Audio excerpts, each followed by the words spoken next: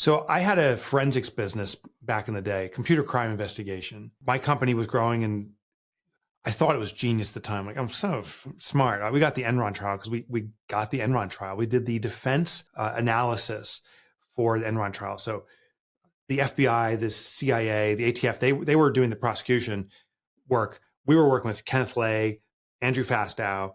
Those were clients of ours. And I thought when we got that case, like, oh my God, I know everything about forensics and clearly the best come to me. No, in retrospect, I had no control over the Enron case happening. It so happened that one person heard of our name through another. It was luck, but I attribute it to myself. Well, I sat down after we got that case. I said, oh my gosh, if we just do 3 more of these, we make these couple strategic moves, we can achieve $10 million in revenue this year for my business. And up to that point, I've never achieved that kind of revenue. That was a game changer. So I called we had a brick and mortar business. I called my colleagues together. We had about 30 folks there. And with total cheese and flair, I'd written before they came in on a whiteboard, $10 million in like bubble letters, like the really big ones. I took a big sticky note, one of those big, huge post notes and covered over so I could do the grand reveal. Shamefully, I queued up Eye of the Tiger by Survivor. Just, because any good reveal has that, Of course, it's the perfect song for it. And I think, Jeff, you're a guitarist, I think, right? Ish, yes. Ish, okay, you're a guitarist-ish. Yeah, me too. So that's an easy song. Just digga, digga, digga, digga, digga, digga.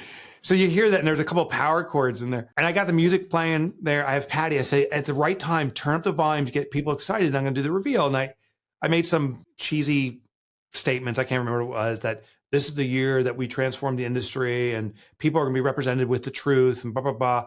And this is the year that we're going to do $10 million in revenue. And with great flair, rip it off.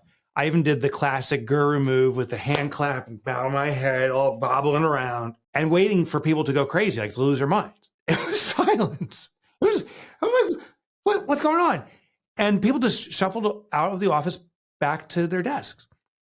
Patty came up to me. It was a transformative moment. It was brutal, but I needed it. And she said, Mike, that's your dream. You want $10 million. You get the bigger house or the new car or whatever it is, but that means something to you. She said, what about our visions for ourselves? And it became this wake-up call that every human being, we all have a intention or plan for ourselves, a dream for ourselves. A great leader cares greatly about everyone's dreams. It's about team accomplishment. It's not about, the company's going to do this. What the company's going to do is my dream as the owner. That's what I want for selfish me. But what does everyone else want? Today, I know Jenna's looking to buy a new house. And so is Aaron, ironically. Their houses get flooded. They live both near rivers. Kelsey wants to learn to speak Spanish. Jake is looking for a job in artificial intelligence. Like, I know what everyone is on their dream list. And by recognizing this, I realized that my responsibility as a leader is to keep their vision for themselves in front of them, to inspire that and support it. I can't, it does not Make-A-Wish Foundation. I can't, or shouldn't, I should say, provide that for individuals because we're all on a journey for accomplishment. But my job is to prioritize the significance of that. And reciprocity kicks in and they'll in turn likely want to support my dream. And that was one of many reveals of moving from struggling leader to a more competent one. That's so fascinating. This is actually one of the areas I really wanted to dive into with you was around this sort of management of people through their dreams. And I don't even know if it's really the right word, management, because it's like inspiring them through figuring out what it is that their dreams are.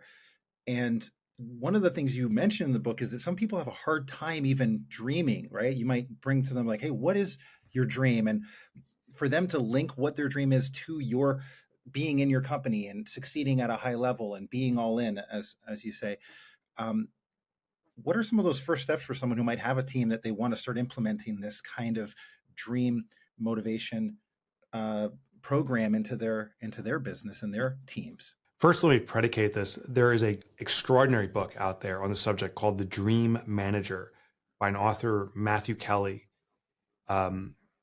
that speaks to protocol around this. I shout him out in the book too, so that's a must read. I interviewed a company called Jancoa, and as my understanding is, because in Matthew's book, he does not reveal the company interviews, but I think it may be the same company. There's other companies doing this, but Jancoa is a janitorial company in, oh my gosh, it slips my mind now. I want to say the Detroit area, but don't quote me on that. The time I interviewed them, they had about 600 employees. This was post-pandemic. Prior to that, they even had 700 or 800 employees. I called the co-founder, Mary Miller. She founded the place with her husband, and they started this program. They called it the Dream Manager, hence the book of Matthew Kelly's. And she said, she goes, Mike, I want you to know, I've never met a person that dreams of one day becoming a janitor. She goes, but everyone has a dream. And the job of an organization is to understand what their dreams are, what their personal vision is, but also realize that many of us lose the ability to dream. You know, in kindergarten, we're great dreamers. I love Spider-Man. I was dying to figure out how to swing from trees and working on inventions and so forth. That would get me there one day. But at a certain point, for me, it became silly.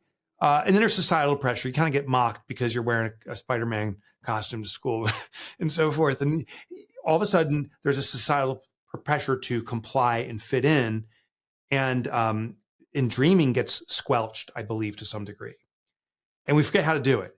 It's more about compliance than it is expression. So what she shared is that we need to first ourselves learn how to dream again. And many of us are in a compliance mode. We don't think we are, but look at your peers and so forth and ask yourself, are you doing more of what my peers expect of me and so I can fit into this group? Or am I doing more of a natural expression of who I am? Do I really feel joyous? That's the definition of it. So she goes to these employees of hers and says, you know, what's your dream? And there's two common answers. I don't have one. The other one is I want to win the lottery. So you have these two extremes. We have to then explore that. So if the response is, you know, I want a lottery, well, what would you do if you won the lottery? And that's where you start kind of scratching this out. Other people say, I don't have a dream. A technique is to simply say, where do you see yourself in 3 years? Where do you want to be in 3 years? And you start giving people a little bit of guardrails around this, and they can start thinking about it. There's also a safety factor, because if I tell you I want to be Spider-Man when I grow up, it's laughable. You know, you may make faces at me or just say, oh, sure, this guy's a weirdo, and ignore me. So I know the social consequence. So it's very risky for people to put out their true dreams. I have a buddy who's a financial manager, a wealth manager. And he said, Mike, if I had all the money in the world, honestly, I want to be a baseball coach because, you know, for minor leagues. But I know that's a joke, and I can't ever do it. And I feel that's such a shame. He's such a good human being. He should be a coach in the minor leagues, but he's embarrassed to share it. So we just have to give people comfort. You do it by first sharing and revealing some of your dreams. You do it by starting small. You do it by forming small, intimate groups. Maybe have 4 or 5 people and just let people talk and explore. Because sometimes I hear a dream of someone else. I'm like, oh yeah, that's one I can grab over into my suite of dreams. Yeah, I in my previous company where I worked selling knives, basically, and people have heard about that on the podcast. But Matthew Kelly came and spoke to our management staff one year. Yeah, and so and we were in. It was at our conference in Disney, and so he was doing the Dream Manager at that time. And during that talk, we all came up with a list of at least 100 dreams, for example, right? And it is one of those things that as you start to get people opening up to the idea of, you know, not dreaming like a bank manager, but like dreaming with lots of possibility, you get them thinking on this free way. Then there's an opportunity to narrow it down to what is achievable for you in your company, or what can you do for those people, and say, okay, let's say buying a house, that could be something that you work out over a certain amount of time. Would you say you go that granular? Like, do you have someone in your company that is dedicated to managing the dreams or helping people with their dreams on a week to week or month to month basis, say like saving for their first house or getting to that next level? We do. I'll show you something. It's kind of personal. I'm going to pull it. I know that we're doing a podcast here, but I'll show you a visual and I'll explain it. The start of every year, our team, now give you context, I have a small business. So there's 8 employees at this office. Collectively, we have 20 employees. I'm one of them, so 19. This is my dream board, if you will, or vision board is what we call it. Interestingly, in the top left, it says Daytona 500, which as we're recording, this is happening right now. I was there yesterday in Daytona, and for the Daytona 500, it got washed out. But that's one of my dreams, is to go there. So the race is happening right now, and now it's got to go next year. Every one of my colleagues draws this out. First thing to note is there is no dream is bigger or better than another. So buying a house or going to Daytona 500 or experience beekeeping, that's another dream of mine. Those are all of equal significance.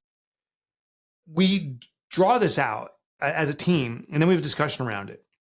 Outside my office, you can't see it, but the walls are high here. I'd say 12 feet high. It's an old building. On the other side of it is a barren tree, kind of like this one you can see behind me, this wooden one. We have a paper mache paper one out there, barren of leaves. But what we do is every time someone accomplishes one of their visions, they check it off. My sons want to go on the bourbon trail in Louisville. I don't drink really, but my boys like bourbon, so I'm going to enjoy some bourbons with my boys. I can't wait for it. The day I get back, the next Monday, because every Monday we give an update, I'm going to be sharing with my team, say, did the bourbon trail and celebrate it. Then what I do is you fill out a leaf and put it on there, and you put a leaf on the tree. This tree has blossomed. There's so many leaves up there. One of them, and it gets me emotional, says cancer-free 5 years now. It's a big dream of one of my colleagues, and that's up there, and we celebrate collectively. And what's so interesting is it emboldens all of us to think more and more for ourselves, to be more connected with what we desire for ourselves, what our self-expression is. There's so many leaves up there that at the beginning of this year, I pulled Amy, one of my colleagues, aside and said, I think we got to take these leaves down and start anew. And she goes, no. She's like, we're not taking any of these leaves down. She's like, now we got to start planting flowers. So that's our next thing. We get these little paper flowers that are sprouting from the ground. And I think after that's going to be birds and clouds. I don't know what else to put on these walls. It's becoming packed. But this public recognition and acknowledgement, I think, is so atypical. The traditional organization is do what you're told, generate for the organization, and your life is your life. I think we've transcended that now. And the great businesses are actively embracing the holistic person, embracing their dreams, embracing their desires and wants, recognizing it publicly. I think a great company, everyone's accomplishing what they aspire to accomplish.